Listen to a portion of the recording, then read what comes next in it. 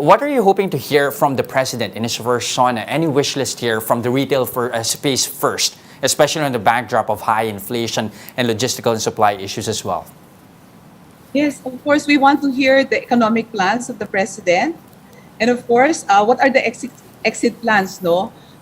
Related to the economic plans also, we want to hear from the President that, about the taxation bill on e-commerce, no? Because we've been advocating for that because, we want to give priority for this taxation bill. Due to the substantial loss of revenue for the government, no, we know that the e-commerce platform really has been very, very strong. Although brick and mortar is slowly recovering now, no. So we want to create an equal level playing field for our, for the retailers, no. Especially the brick and mortar, they're paying taxes, they're complying with whatever government regulations. And here we see a lot of online, players, especially those cross-border, wherein they don't pay substantial taxes and they don't comply with whatever regulatory requirements. Okay, very interesting there, ma'am. Yeah.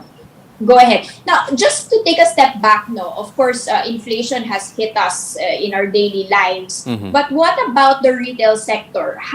Is this across the board? There has been pain, and have you already done certain measures to protect the retailers, for instance, by maybe pushing prices up? And to what extent are you trying to maintain the prices as they are without hurting the consumers? Well, many retailers has been, exercising a balancing act, no? Because we cannot be off the market just because prices of, let's say, commodities and then, of course, logistics costs has increased. I'm sure you've heard about container shortages and the rising prices of oil that has been affecting the supply chain, no? But we're doing a balancing act. We're doing it by tranches, no? And it really depends on the sector. I'm sure most of those that affected are the basic commodities, which are food, But by and large, retailers are really observing the market. As I've said, they're doing a balancing act.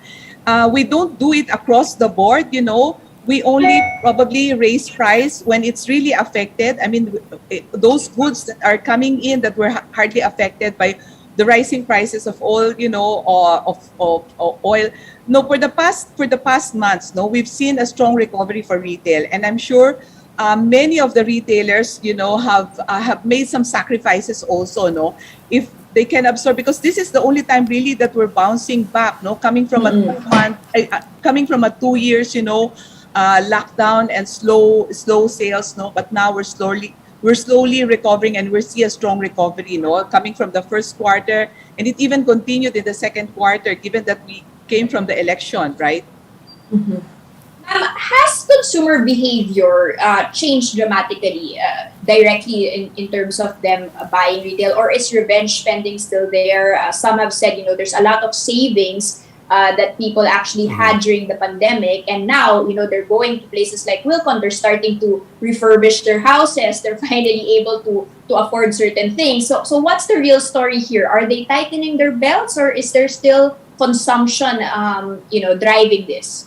Well, coming from the lessons of the pandemic, I've seen that many of the consumers now, they're more practical in their spending, given that many of the prices have increased, some really trade down, and some still stick to their, of course, depending on your on the economic segment, But by and large, what we've experienced is that at the start of the opening, there's really a pent-up demand, and even during that time that we were still challenged with all the restrictions, there was a pent-up demand for some soft categories specific to home improvement, But when things started to, open up, construction has been very active already. We've seen a lot of, because many of the projects have slowed down, or either they stopped, because of the restrictions during the past 2 years, But now that they're slowly going back already, we've seen an increase in demand for the hard lines, So meaning that those construction projects that were halted, they're now continuing, So we just wish that by after you finish, because in construction it doesn't just take just 1 or several months, It takes a process, probably 6 months, no, we hope that those that are being planned to start, no, they will start with it despite all the challenges that we're facing now.